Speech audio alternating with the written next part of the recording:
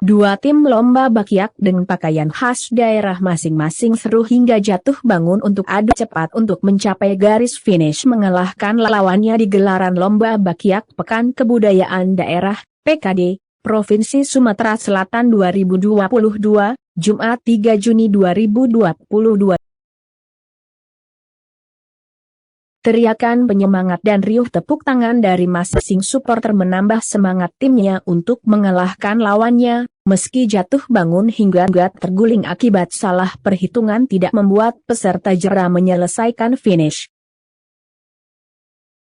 Acara mengusung tema kearifan lokal untuk ketahanan budaya Provinsi Sumatera Selatan diikuti pelajar dan mahasiswa sekabupaten dan kota se-Provinsi Sumatera Selatan yang berlangsung sejak tanggal 2 hingga 4 Juni 2022 di TPKS Karanganyar Gandus, Palembang.